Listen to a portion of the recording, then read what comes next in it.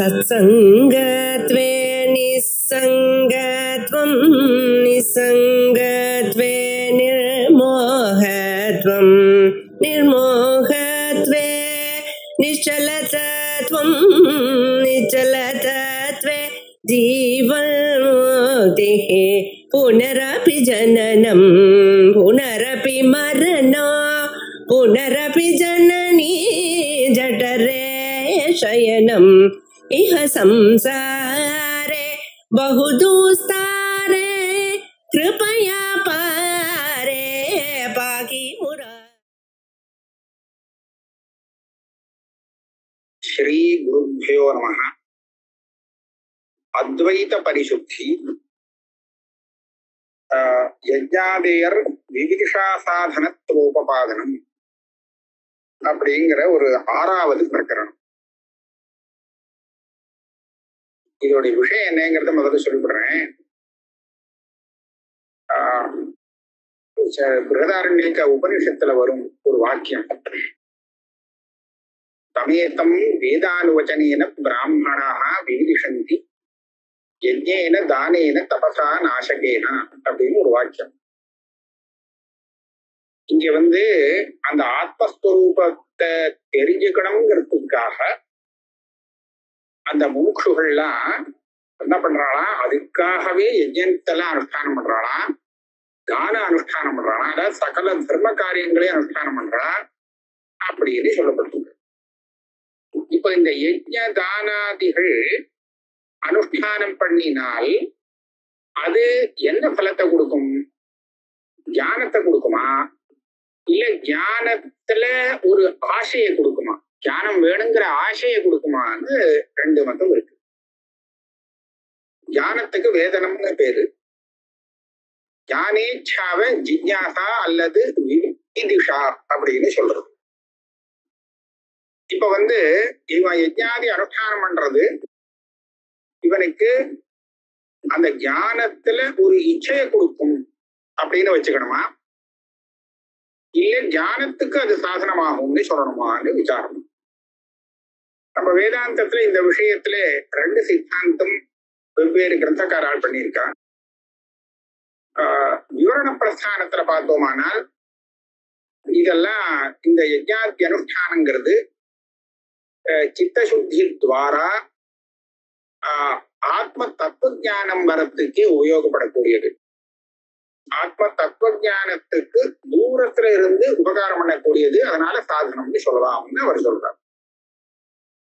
இதே வாசஸ்பதி மிஸ்ரர் அவருடைய மதத்தை பார்த்தோமானால் அவர் என்ன சொல்றாருன்னா, விவிதிஷந்தி அப்படின்னு இருக்கு, விதந்தின்னு சேர்ந்தா அந்த மாதிரி அர்த்தம் சொல்லலாம். நீங்க சொல்ற மாதிரி யஜ்ஞேன விவிதிஷந்தி, விவிதிஷந்தினா வேதித்தும் இச்சந்தி, தெரிஞ்சுக்க ஆசைப்படுகிறார். அப்ப இந்த இடத்துல அந்த வேதனம் யஜ்ஞாதிகள்லாம் எங்க அன்வைக்கிறதுன்னு சொன்னா வேதனத்துல இல்ல, வேதனம்னா ஞானம். வேதித்தும் இச்சந்தி, அந்த இச்சையில அன்வைக்கிறது. ஆக பகு பேருக்கு அந்த தத்துவ ஞானம் வேணுங்கிற ஒரு ஆசையே வராது. தத்துவ ஞானம்னு ஒண்ணு இருக்குன்னு தெரிஞ்சாலும் நமக்கு வேணுங்கிற ஆசை வராது, வருது கஷ்டம். அது யாருக்கு வரும் அப்படின்னு கேட்டா, யஜ்ஞாதிகள் அனுஷ்டானம் பண்ணி நிஷ்காமமாக அனுஷ்டானம் பண்ணி சித்தசுத்தி ஏற்பட்டவனுக்கு தான் அது உண்டாகும். ஆகையாலே அந்த யஜ்ஞாதிகள் இச்சித்தசுத்தி துவாரா ஞானத்துக்கு சாதனம் இல்லை, ஞானத்துல ஒரு இச்சை வரத்துக்கு சாதனம் அப்படின்னு அவ சொல்லியிருக்கான். இப்ப இந்த வாதத்துல அதைத்தான் இங்க தீர்மானம் பண்ணக்கூடிய ஒரு வாதம். இந்த வாதத்துல சம்பவிக்கக்கூடிய தோஷங்களை நிவர்த்தி பண்ணி இங்க அதை சாதிக்கிறார். 2 வாதமும் சித்தாந்தமா இருக்கு. அத்வைத சித்தாந்தத்துல விவரண சித்தாந்தம், பாமதி சித்தாந்தம் அப்படின்னு சொல்லி இந்த 2 வாதமும் இருந்துருக்கு. அதுல பாமதிக்காரருடைய மதத்தை இந்த வாதத்துல இப்ப சமர்ப்பணம் பண்றார். இதுக்காக அந்த இது போயிடுத்துன்னு அர்த்தம் இல்லை, விவரண சித்தாந்தம் போயிடுத்துங்கிறது அர்த்தம் இல்லை. இதெல்லாம் ரொம்ப பழைய காலமா இந்த 2 வாதம் இருக்கிறதுனால அதை சமர்ப்பணம் பண்றதுக்காக இங்க ஆரம்பிச்சிருக்காரு. யஜ்ஞாதிபிர் பவேத் இச்சா தீவ்ரா விஞ்ஞான கோச்சரா ததா ததேகனிஷ்டஸ்தன் வர்த்தேத ஸ்ரவணாதிஷு. யஜ்ஞாதிகளை அனுஷ்டானம் பண்றதுனாலே இச்சா விஞ்ஞான கோச்சரா இச்சா தீவிரா பவே. தத்துவஞானம் வேணும் அப்படிங்கிற ஒரு ஆசை இருக்கு, அது தீவிரமாகும். தீவிரமாகணும்னா அதுக்கு யஜ்ஞாதிகள் வரணும். அப்ப யஜ்ஞாதிகள் அந்த தத்துவஞானத்துல இவனுக்கு இருக்கக்கூடிய ஆசையை தீவிரப்படுத்தும். அதுதான் விவிதிஷான்னு சொல்லும். அந்த விவிதிஷைக்காக யஜ்ஞாதிகள் அனுஷ்டானம் பண்ணணும். இது என்ன இப்படி எதுக்கா அப்படி சொல்லிட்டு போறார்? இது என்ன பெரிய ஒரு விஷயமா? இதுல ஏதாவது ஆக்ஷேபம் இருக்கா? இவர் சொல்லிட்டு போறாரேன்னு கேட்டா பெரிய ஆக்ஷேபம். என்ன ஆக்ஷேபம்னா, இப்ப இந்த யஜ்ஞத்தை அனுஷ்டானம் பண்றவன் தனக்கு அந்த தத்துவஞானத்துல ஆசை வரணும் அப்படிங்கிறதுக்காகத்தானே அனுஷ்டானம் பண்றான். எதுக்காக அனுஷ்டானம் பண்றான்? தனக்கு தத்துவஞானம் வரணும் அப்படிங்கிற ஒரு ஆசை வரணுமா? அந்த ஆசை இல்லாமல அது அவன் தத்துவஞானம் வரணும் அப்படிங்கிற ஆசைக்காக யாகம் பண்றான். இவனுக்கு தத்துவஞானம் வரணுங்கிற எண்ணம் இருக்கா இல்லையா? அப்படி இல்லைன்னா இவன் எதுக்காக அவன் யாகம் பண்ண போறான்?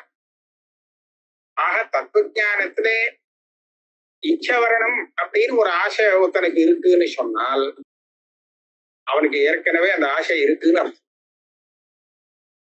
அப்ப ஏற்கனவே சித்தமா இருக்குன்னு சொன்னா யஜ்ஞாதிகள் அவனுடைய ஆசைக்கு காரணம்னு சொல்ல முடியாது. ஏன்னா ஆசை வராமல் இவனுக்கு இந்த மாதிரி தத்துவஞானம் வேணும் அப்படிங்கிற ஆசை இவனுக்கு சுத்தமா இல்லைன்னு வச்சுக்கோ. அப்படின்னா அந்த ஆசை வேணும்னு இவனுக்கு எப்படி ஆசை வரும்? யாராவது ஒருத்தனுக்கு இதை தெரிஞ்சுக்கணும், அந்த ஞானத்துல தெரிஞ்சுக்கணுங்கிற ஆசை எனக்கு வரணும் அப்படின்னு சொன்னால், அப்படின்னா தெரிஞ்சுக்கணுங்கிற ஆசை அவனுக்கு ஏற்கனவே சித்தமா இருக்குங்கிறது புரிஞ்சுக்கணும். எனக்கு ஆசையே இல்லை, இதை தெரிஞ்சுக்கணுங்கிற ஆசை இல்லை, ஆனா அந்த தெரிஞ்சுக்கணுங்கிற ஆசை வரணும் அப்படின்னு ஆசைப்படுறேன் அப்படின்னு சொன்னா, ஆசைப்பட்டா அந்த ஆசைக்கு விஷயமான அந்த தத்துவஞானம் இவருக்கு இச்சா விஷயம் ஆயிடும். அப்ப அந்த இச்சை இருக்குன்னு தான் அர்த்தமா இல்லையா? அப்ப இருக்குன்னு சொன்னா அப்ப எதுக்காக யஜ்ஞாதிகள் அனுஷ்டானம் பண்ண? அவங்கதான் இருக்கே அப்படின்னு கேட்டா, இருக்குப்பா, ஞானம் வரணுங்கிற ஆசை இருக்கு. ஆனா அந்த ஆசையை தீவிரப்படுத்தணும். தீவிரமான ஒரு ஆசை இருந்தாதான் சாதனத்துல ஞானத்தை சம்பாதிக்கிறதுக்கு வேண்டிய சாதனத்துல அவனுக்கு பிரவೃತ್ತಿ வர முடியும். ஏதோ எனக்கும் தத்துவ ஞானம் வந்தா தேவைதான் அப்படின்னு ஒரு ஆசை இருக்குன்னு வச்சுங்களேன், அந்த ஆசையை வச்சுட்டு அவனாலே அந்த சாதனங்களை அனுஷ்டானம் பண்ண முடியாது. சிரவண மரணாதிகள்ல தீவிரமாக அந்த இச்சை, உக்கட இச்சா அப்படின்னு சொல்லுவாங்க, தீவிரமான இச்சை இருந்தா தான் அவனுக்கு பிரவೃತ್ತಿ வர முடியும். இவனுக்கு இருக்கிற இச்சை சுமாரான இச்சை தான், தத்துவஞானம் வந்தால் தேவையா இருக்குமே அப்படின்னு. ஆனா அது வேணுங்கிற உட்கட்டமான ஒரு இச்சை வரணும்னு சொன்னா அதுக்காக இவன் ஆசைப்பட்டு அந்த இச்சை வரணும் அப்படிங்கிறதுக்காக யஜ்ஞாதிகளை அனுஷ்டானம் பண்றான் அப்படின்னு அவ சொல்லியிருக்கான். இதுக்கு ஒரு திருஷ்டாந்தமும் சொல்றான். நம்ம பசின்னு சொல்றோமோ, பசிச்சா நம்ம சாப்பிடுறோமோனோ, இந்த பசிக்கு புபுக்ஷா அப்படின்னு பேரு. புபுக்ஷா அப்படிங்கிறது என்ன அப்படின்னு கேட்டா, இந்த சப்தத்துக்கு அர்த்தத்தை நீங்க கேட்டீங்கன்னா சாப்பிடணுங்கிற ஆசை. பசி பசிங்கிறது என்னது அப்படின்னு கேட்டா, அவருக்கு சாப்பிடணுங்கிற ஆசை வந்துடுதுன்னு அர்த்தம். சாப்பிடணுங்கிற ஆசை வந்துடுத்து, அதுக்குதான் பசின்னு பேர். அப்ப அந்த இடத்துல ஒரு சில பேருக்கு என்ன ஆறுது, வயத்துல ஏதோ ஒரு கோளாறு ஏற்பட்டு அக்னி மந்தமா போறதுனாலே பசி எடுக்காம இருக்கு. அப்ப அவளுக்கு சாப்பிட முடியாம போறது. பசி எடுக்கலைன்னா சாப்பிட முடியாது. ஆனால் அவளுக்கு பசி எடுக்கணும் அப்படின்னு ஆசை வருது. பசி எடுக்கணும் அப்படின்னு ஆசை அதுக்காக வைத்தியங்கிட்ட போய் அதுக்கு வேண்டிய மருந்தெல்லாம் சாப்பிடுறான். அப்ப அவளுக்கு சாப்பிடணுங்கிற ஆசை இருக்கா இல்லையா? சாப்பிடணுங்கிற ஆசை இல்லாத போனால் ரொம்ப சௌக்கியம் அப்படின்னு சொல்லி பேசாம விட்டுருவா. வைத்தியம் கிட்ட போய் அந்த பசி எடுக்கிறதுக்காக மருந்து சாப்பிட மாட்டான். அப்ப அவளுக்கு சாப்பிடணுங்கிற ஆசை இருக்கு. ஆனா இந்த ஆசையை வச்சுட்டு அவனால சாப்பிட முடியாது. அப்ப பசி அப்படின்னு சொல்லக்கூடிய விசேஷமான ஒரு ஆசை, உட்கட்டமான தீவிரமான ஒரு இச்சை இருக்கு. அந்த இச்சை இருந்தா தான் அவனால போஜனம் பண்ண முடியும். அப்படிங்கறதுனாலே சாப்பிடணும் அப்படிங்கிற ஆசை இருக்கு. ஆனா சாப்பிடறதுக்கு எந்த மாதிரியான ஒரு உட்கட்டமான தீவிரமான இச்சை வரணுமோ அந்த இச்சை வரல. அது அக்னி மந்தமா போனதுனாலே அது ஏற்படல. அதை ஏற்படுத்திக்கிறதுக்காக இவன் வைத்தியர்கிட்ட போய் அந்த அக்னியை சரிப்படுத்துறதுக்கு, ஜாட்ராக்னியை சரிப்படுத்துறதுக்கு வேண்டிய மருந்துகள் எல்லாம் சேவனம் பண்ணான். அப்படிதானே? அதே மாதிரிதான் தத்துவஞானம் வேணும் அப்படிங்கிற ஆசை இருக்கு. ஆனா அதுல தீவிரமான ஒரு ஆசை வரல. அந்த ஆசை வந்தா தான் தீவிரமா இறங்க முடியும். அந்த தீவிரமான ஆசை வரணும் அப்படிங்கிறதுக்காக இந்த யஜ்ஞாதிகளை அனுஷ்டானம் பண்ணணும் அப்படின்னு ஸ்ருதி சொல்லியிருக்குன்னு சொல்றான். யஜ்ஞாதிபர் பவேத் இச்சா தீவிரா விஞ்ஞான கோச்சரா. இந்த யஜ்ஞாதிகளை அனுஷ்டானம் பண்ணான்னா இதனால அவருக்கு என்ன லாபம் கிடைக்கும் பேர்பட்டவனுக்குன்னு கேட்டா, அந்த ஞானம் வேணும் அப்படிங்கிற இச்சை இருக்கே அது தீவிரமாகும், தீவிரமான இச்சையாக மாறும். அப்படி மாறிதுன்னா அதனால என்னன்னு கேட்டா வேலை பண்ண முடியும். அதுக்காக ஞானத்துக்காக என்ன சாதனமோ அதெல்லாம் இதனால செய்ய முடியும். அதுக்காக ததேக நிஷ்ட சன்வர்த்தேத சிரவணாதி. இந்த யஜ்ஞாதிகள்னாலே தீவிரமான ஒரு இச்சை ஏற்பட்டு போச்சு, ஞான இச்சை ஏற்பட்டு போச்சுன்னா அதுக்கப்புறம் என்ன பண்ணுவான்னா எல்லாத்தையும் விட்டுருவான். இந்த யஜ்ஞாதிகள் அவங்கள பசி எடுத்தாச்சுன்னு வச்சுக்கோ, மருந்தெல்லாம் சாப்பிட்டு பசி வந்தாச்சுன்னு சொன்னா சாப்பிடதான் சாப்பிடுவானே தவிர வேற காரியத்துல பிரவர்த்திக்க மாட்டான். ஆனா அந்த மாதிரி இவனுக்கு தீவிரமான ஞானேச்சைங்கிறது ஏற்பட்டு போயிடுத்துன்னு சொன்னா அப்புறம் யஜ்ஞாதிகள் எல்லாம் விட்டுட்டு இவன் ஞானத்துக்கு என்ன பண்ணுமோ அதை பண்ண ஆரம்பிச்சு. வேதாந்த சிரவணாதிகள் ஞானத்துக்கு என்ன சாதனம்? ஆத்மாவாரே திரஷ்டவியா ஸ்ரோதவியா சிரவணாதிகள் தான் சாதனம் தரிசனத்துக்கு, ஆத்ம தரிசனத்துக்கு. அப்ப அந்த ஆத்ம தரிசனத்துக்கு சாதனமான சிரவணாதிகள்ல ததேக தாத்பரியம் கொண்டவனாக அவன் பிரவர்த்திக்க முடியும். இதை சொல்றார் ததேக நிஷ்டஸ்தம் வர்த்தேத சிரவணாதி. இந்த இடத்துல வியாக்கியானம் பண்றச்சே கொஞ்சம் அதிகப்படியாக பல விஷயங்கள் சேர்த்திருக்கார். இந்த விஷயங்கள் தெரிஞ்சுக்கிறது நல்லதுதான்னு தோன்றது. அதனால அதுல உள்ள விஷயத்தையும் சேர்த்து சொல்றேன். இங்க ஒரு பூர்வபக்ஷம் நனூன்னு ஆரம்பிச்சு ஒரு பூர்வபக்ஷம் பண்றார். அந்த பூர்வபக்ஷத்துக்கு மறுபடியும் சித்தாந்தமும் வருது. இங்க இந்த இடத்துல விவிதிஷா அப்படின்னு சொல்றோமோ, அதாவது வேதன இச்சை அப்படின்னு அதுக்கு அர்த்தம். வேதனம் வேணும் அப்படிங்கிற இச்சை. அப்ப இந்த வேதனம்ங்கிறது என்ன? அத்வைத்தி கிட்ட கேட்டா சுத்த பிரம்ம ஞானம், ஆத்மஸ்வரூபத்தை பத்தின ஒரு ஞானம் அப்படின்னு சொல்லுவாங்க. இத மொத்தவா ஒத்துக்க மாட்டான்.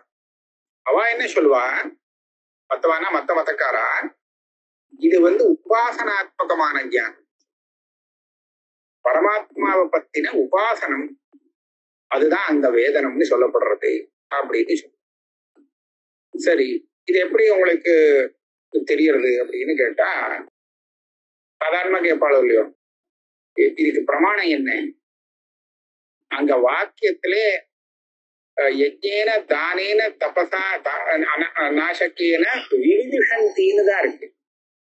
வேதானுவச்சனேன பிராமணா விவிதிஷந்தி. இந்த விவிதிஷந்தினா தெரிஞ்சுக்க ஆசைப்படுறான்னு தானே அர்த்தம். நீங்க உபாசனை பண்ண ஆசைப்படுறான்னு அர்த்தம் பண்றீங்களே, அது எப்படின்னு கேள்வி வருதோ இல்லையோ. இந்த கேள்விக்கு பதில் என்ன சொல்றார் பூர்வபக்ஷி, இந்த இடத்துல ஒரு விஷயத்தை தெரிஞ்சுக்கணும்னு சொன்னா அதுக்கு இவன் அந்த விஷயத்தை தெரிவிக்கக்கூடிய பிரமாணத்தை தான் உபயோகப்படுத்தணுமே தவிர யஜ்ஞம் பண்ணினா அது வராது, தியானம் வராது. இப்ப எதிர்த்தாப்புல ஒரு கட்டம் இருக்கு, இந்த கட்டத்தை பார்க்கணும் அப்படின்னு அவனுக்கு ஒரு ஆசை வந்துருக்கு. உடனே என்ன பண்ணனா, கண்ணை திறந்தா தானா தெரியுது. இல்லையே இது நான் யஜ்ஞம் பண்ணி பாக்குறேன் அப்படின்னு சொல்லி அதுக்கா யஜ்ஞம் பண்ணினா தெரியுமா கண்ணை திறக்காம? இல்லையா? ஒரு விஷயத்தை தெரிஞ்சுக்கணும். இப்ப வேதாந்தத்துல என்ன சொல்லியிருக்குன்னு தெரிஞ்சுக்கணும் அப்படின்னு சொன்னா அதுக்கு இவன் சிரவணாதிகளை தான் அனுஷ்டானம் பண்ணமே தவிர யஜ்ஞத்தை அனுஷ்டானம் பண்ணினா அது எப்படி இதுக்கு சாதனமாகும்? ஆனா இந்த ஸ்ருதி என்ன சொல்றது? இந்த தெரிஞ்சுக்கிறதுக்காக யஜ்ஞாதிகளை அனுஷ்டானம் பண்றான்னு சொல்லி இல்லையா? அப்ப தெரிஞ்சுக்கிறதுக்காக யஜ்ஞாதிகளை அனுஷ்டானம் பண்றான்னு சொன்னா இந்த யஜ்ஞாதி அனுஷ்டானம்ங்கிறது அவ அந்த விஷயத்தை தெரிஞ்சுக்கிறதுக்கு அந்த வேதனத்துக்கு சாதனமாகிறது. வேதனத்துக்கு சாதனமாக ஆகணும் அப்படின்னு சொன்னா அது நிச்சயமாக நமக்கு லோகத்துல பிரசித்தமா இல்லை, சரியா இல்லை. யஜ்ஞாதிகளை அனுஷ்டானம் பண்ணதுக்காக ஒரு விஷயம் தெரியறதுங்கிறது கிடையாது. நீ பிரமாணத்தை உபயோகப்படுத்தினாதான் அந்த விஷயம் தெரியுமே, பிரமாணம் மூலமாகத்தான் அந்த விஷயம் தெரியுமே தவிர யஜ்ஞத்தால தெரியறதுக்கு சார்த்தி. அதனால என்ன பண்ணணும்னு கேட்டா இந்த வேதனங்கிறது வெறும் தெரிஞ்சுக்கிறதுங்கிறது இல்லை. இது ஒரு உபாசனம் அப்படின்னு வச்சுக்கணும். இது பிரமாணத்தினால ஏற்படக்கூடிய ஞானம் இங்க வேதனம்னு எடுத்துக்க கூடாது. அப்ப என்ன ஆச்சு? யஜ்ஞாதியால இவன் சாதிக்க வேண்டியது எது அப்படின்னு கேட்டா உபாசனாத்மகமான உபாசனாத்மகமான வேதனம். உபாசனம் தான் இங்க எடுத்துக்கணும், வெறும் ஞானத்தை எடுத்துக்க முடியாது அப்படின்னு யாரு சொல்றா? ஒரு பக்ஷி சொல்ற. அப்ப என்னாச்சு? இந்த உபாசனாத்மகமான வேதனம் அப்படின்னு சொன்னோம்னா இந்த உபாசனைக்கு அங்கமாக யஜ்ஞாதிகள் விதிக்கப்படுறது. ஆக யஜ்ஞாதிகளை அனுஷ்டானம் பண்ணிட்டு பகவானே உபாசனமும் பண்ணிட்டு இருந்தானே ஆனால் அவன் மோட்சத்தை அடைவான் அப்படிங்கிறது அவளுடைய தாத்பரியம். அதே மாத்திரம் இல்லை, இன்னொரு தினசாவும் ஒரு வியாக்கியானம் இந்த சொல்லிட்டு பண்ணலாம்னு ஒரு பூர்வபக்ஷி வரார். அவர் என்ன சொல்றாருன்னா, வாக்கியத்துல சொல்லியிருக்கா இல்லையா பிரமாணம், இந்த வாக்கியம் பிரமாணம் தானே, யஜ்ஞ தானேனா அப்படிங்கிற இந்த சுத்தி வாக்கியம் தானே, சுத்தி வாக்கியம் பிரமாணம். அந்த சுத்தி வாக்கியம் நமக்கு என்ன தெரிவிக்கிறது? யஜ்ஞதானாதிகள் மூலமாக விவிதிஷந்தி, இவாளுக்கு ஞானம் வருது அப்படின்னு தெரிவிக்குது. அப்போ இது ஒரு புது விஷயம், நமக்கு தெரியாத விஷயமா இருக்கு. அதை சுத்தி நமக்கு பிரமாணம் சொல்லி கொடுக்கிறது. இந்த யஜ்ஞாதிகளே ஞானத்துக்கு, தத்துவ ஞானத்துக்கு ஒரு ஹேது அப்படின்னு கூட சொல்லலாம். அப்ப இந்த பட்சத்துல ஞானம்ங்கிறது உபாசனம்னு இல்லை, நமக்கு பிரமாணத்தால வரக்கூடிய ஞானம் இருக்கு, அதே ஞானத்தை வச்சுக்கலாம். எப்படி பிரமாணத்தால அந்த ஞானம் வருமோ அதே மாதிரி யஜ்ஞாதிகள் அனுஷ்டானம் பண்ணினத்தினாலையும் அது வரும் அப்படின்னு இந்த பிரமாணம் நமக்கு தெரிவிக்கிறது. அப்போ கேட்டா ஞானம் பிரமாணத்தாலதான் வரும். இந்த யஜ்ஞாதிகள் அனுஷ்டானம் பண்ணினா அது எப்படி ஞானம் வர முடியும்? அனுஷ்டானத்தாலே அது ஞானம் வர முடியாது. அனுஷ்டானத்தாலே ஏதாவது சொன்னா அது சரி, அனுஷ்டானம் பண்ணினே ஞானம் வந்துருத்து அப்படின்னு சொன்னாக்க அது சரியா இல்லையே. இப்போ சொன்னா பிரமாணமும் அப்படிதான்ப்பா. தத்துவமசிங்கிற மகா வாக்கியத்தை நீ 100 தடவை கேட்டாலும் உனக்கு வரமாட்டேங்கிறதே ஞானம். தத் சாட்சாத்கார அதர்சனாத் அப்படின்னு கொடுத்தார். அப்படியானால் இந்த இவாளுக்கு இந்த தத்துவமசின்னு வாக்கியங்கிறது அந்த பிரமாணம்னு சொன்னா அது ஞானத்தை உண்டு பண்ணினாதானே பிரமாணம். கேட்கிறவாளுக்குலாம் அது அந்த ஞானத்தை உண்டு பண்ணலையே, அப்ப எப்படி இதை பிரமாணம்னு சொல்லிடுது? அதனால என்ன சொல்லணும்னு கேட்டா யஜ்ஞாதிகள் அனுஷ்டானம் பண்ணி அது மூலமாக சித்தசுத்தி ஏற்பட்டு சித்தத்துல இருக்கக்கூடிய தோஷங்கள்லாம் நிவர்த்தியானால் அப்போ இந்த யஜ்ஞாதிகள்னால சுத்தமான சித்தத்திலே தத்துவமசிங்கிற வாக்கியத்தினால நமக்கு ஞானம் உண்டாகும். ஆகையாலே இந்த தத்துவ ஞானத்துக்கு யஜ்ஞாதிகள் ஒரு சாதனம் அப்படின்னு சொல்லலாம் அப்படின்னு கேட்டான். இன்னொரு யுக்தி வேற ஒண்ணு சொல்றாருன்னா, இந்த இப்ப சித்தாந்தத்துக்கு வரேன்.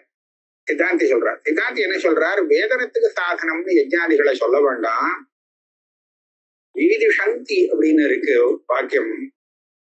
விவிதிஷைக்கு சாதனமாக யஜ்ஞாதிகளை சொல்றது. விவிதிஷா அப்படிங்கிறதுக்கு வேதன இச்சா அப்படின்னு அர்த்தம்.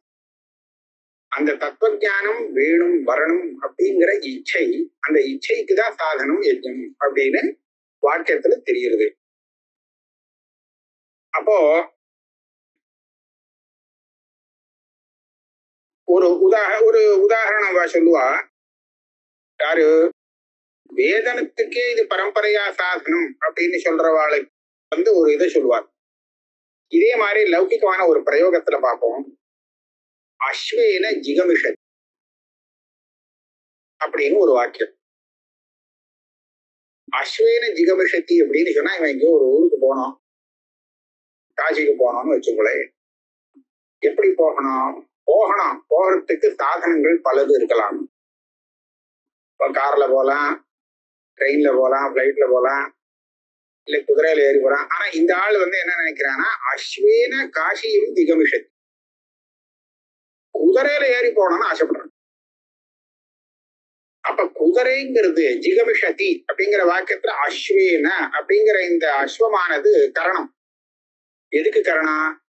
ஜிகமிஷாவுக்கு கரணமா, கவனத்துக்கு கரணமா? இவன் போகிறதுக்கு தான் அது அஸ்வம் சாதனமே தவிர, போகணுங்கிற ஆசைக்கு அந்த ஆசை வருது, அந்த ஆசைக்கு அஸ்வம் சாதனம் இல்லை. அஸ்வம் இல்லாமலே அவனுக்கு இந்த ஆசை வரலாம், காசிக்கு போகணுங்கிற ஆசை வரலாம். இந்த ஆசை வரணும்னா அஸ்வம் கூட இருந்தா தான் முடியும் அப்படின்னு சொல்றது இல்லை. ஆனால் போகணும்னா அதுக்கு சாதனமாக அஸ்வத்தை சொல்லணும். இப்ப அஸ்வேன ஜிகமிஷத்தி அப்படிங்கிற வாக்கியத்துல அஸ்வமானது அந்த கமனத்துக்கு சாதனம், ஜிகமிஷாவுக்கு சாதனம் இல்லை. அதே மாதிரி யஜ்ஞேன விவிதிஷந்தி அப்படிங்கிற இடத்துலையும் இந்த யஜ்ஞமானது வேதனத்துக்கு சாதனமாக இருக்கணுமே தவிர விவிதிஷாவுக்கு சாதனம்னு நீ என்னவா சொல்ல முடியும்னு கேட்பான். அதுக்கு இந்த பட்சத்துல ஒரு பதில் ஒண்ணு சொல்றாரு இவர். அப்படி சொல்லாது, சமயத்துக்கு தகுந்தா போல தாத்பரியத்தை நம்ம புரிஞ்சுக்கணும். அஸ்வேன ஜிகமிஷதி அப்படிங்கிற இந்த உதாரணத்தையே கூட ஜிகமிஷைக்கு காரணமாக அந்த அஸ்வம் இருக்குங்கிறத காண்பிக்க முடியும். நீ என்ன நினைக்கிற, இந்த வாக்கியத்துல அஸ்வம் கவனத்துக்கு தான் சாதனம், கவனேச்சைக்கு சாதனம் இல்லை அப்படின்னு நீ நினைக்கிற.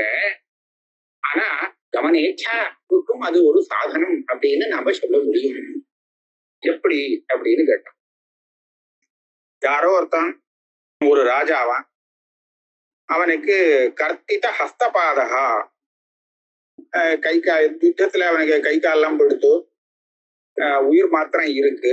இப்ப அவன் என்ன நினைக்கிறான்னா, காஷியில போய் நம்ம உயிர் பிரியணும் அப்படின்னு ஒரு ஆசைப்படுறான். காஷ்யாம் மர்த்துகாமஹா. அங்க பார்த்தா ஒரு இவன்கிட்ட ஒரு அஸ்வம் இருக்கு. இந்த அஸ்வத்தை பார்த்த உடனே இவனுக்கு காசிக்கு போகணும் அப்படிங்கிற ஒரு ஆசை வருது. இதை வச்சுட்டு உபயோகப்படுத்தி காசிக்கு போகணும். காசியில மரணம் வேணும் அப்படிங்கிற ஆசை இருக்கு. ஆனா காசிக்கு எப்படி போறது? போறதுக்கு சாதனம் இல்லாத காரணத்தினால இவனுக்கு போகணுங்கிற அந்த ஆசை வரல. ஆனா அஸ்வத்தை பார்த்த உடனே ஆசை வந்து இப்ப போயிடலாம் அப்படின்னு. அப்ப இந்த அஸ்வமானது காசிக்கு போகணுங்கிற ஆசைய உண்டு பண்ணினதுன்னு இந்த இடத்துல சொல்லலாம்ங்கிற. தத்திர அஸ்வஹா ஜிகமிஷா ஹேத்து ஸ்பிருஷ்டா. கமனத்துக்கு நான் ஹேத்து இல்லைன்னு சொல்லல. இவன் அந்த அஸ்வத்தில தான் ஏறி போறான், அதை உபயோகப்படுத்தி தான் போறான். ஆக கவனத்துக்கு அந்த அஸ்வம் சாதனங்கிறத நான் இல்லைன்னு சொல்ல போறது இல்லை. ஆனால் போகணுங்கிற அந்த ஆசை இல்லாதவனுக்கு அஸ்வத்தை பார்த்த உடனே அந்த ஆசை வருதோ இல்லையோ, அப்ப அந்த ஆசை வரத்துக்கு அஸ்வன் காரணம் தானே. இந்த உதாரணத்தை காண்பிச்சு இந்த யஜ்ஞாதிகளானது அந்த வேதனம் வேணுங்கிற இச்சைக்கு கூட சாதனம் ஆக முடியும். வேதனத்துக்கு சாதனம் ஆக முடியாதுன்னு இந்த யுக்தியால் சொல்ல முடியாது. ஆனா அந்த இச்சைக்கு ஒரு காரணமாக யஜ்ஞாதிகள் அமையும் அப்படிங்கிறத நம்ம இல்லைன்னு சொல்ல முடியும். அப்ப அந்த விதத்துல யஜ்ஞாதிகள் விவிதிஷைக்கு சாதனமாக இருக்கலாம் அப்படிங்கிறதுக்கு இவர் யுக்தி சொல்றார். இந்த மாதிரி வேதனத்துல யஜ்ஞாதிகளுக்கு உபயோகம் இருக்கு அப்படிங்கிற விஷயம் நிறைய விவரண மத்தத்துல பிரசித்தமா இருக்கு, அதுல சந்தேகம் இல்லை. ஆனா விவிதிஷாவுல அந்த விஷயம், அந்த யஜ்ஞாதிகள் உபயோகப்படணும் அப்படிங்கிறது பாமதி மத்தம் இருக்கு. அது இப்ப சரியா வராது. உபாசனாத்மகமான வேதனத்துக்கு தான் அங்கமாக இருந்துட்டு யஜ்ஞாதிகள் சாதனமாகணும் அப்படின்னு யாரு நினைக்கிறாளோ அவளுக்கு பதில் சொல்றதுக்காக இல்ல வேதனேச்சைக்கு கூட இந்த யஜ்ஞாதிகள் காரணம் ஆக முடியும் அப்படிங்கிறத விசேஷமா இந்த இடத்துல சாதிக்கிறார். இன்னும் ஒரு விஷயமும் ஒண்ணு சொல்றார். இங்கே துளசிதாசர் தன்னுடைய இதுல பக்தி பிரயச்ச ரகுபுங்கவ நிர்பராம் மே அப்படின்னு ஒரு ஸ்லோகம் எழுதியிருக்காரு. எனக்கு வேற ஒண்ணும் வேண்டாம். நான்யா ஸ்பிருஹா ரகுபதே ஹிருதயே ஸ்மதியே. என்னுடைய மனசுல வேற எந்த ஆசையும் இல்லை. ஒரே ஒரு ஆசைதான் இருக்கு. உன்னுடைய பாத கமலங்கள்ல உன்னிடத்துல எனக்கு பக்தி வேணும் அப்படிங்கிற ஒரு ஆசை இருக்கு. இந்த பக்திங்கிறது என்ன அப்படின்னு கேட்டா சாதாரணமா எல்லா இடத்துலயும் பிரேமா அப்படின்னு சொல்லுவா. பக்தி சாஸ்திரத்திலே அந்த ஈஸ்வரனிடத்துல பரம பிரேம ரூபமானது பக்தின்னு சொல்லி. ஆனா இவர் என்ன பண்ணிவிட்டாருன்னா பக்தேகே பகவத் விஷயக்க உத்கிருஷ்ட பிரேப்சா ரூபத்வா அப்படின்னு சொல்லி பகவான அடையணும் அப்படிங்கிற இச்சாதான் அங்க பகவத் பக்தி. பகவத் விஷயகமான உத்கிருஷ்டமான பிரேப்சா அடையணுங்கிற பகவத் விஷயகமான உத்கிருஷ்டமான பிரேப்சா அடையணுங்கிற ஆசை அதுதான் பக்தி.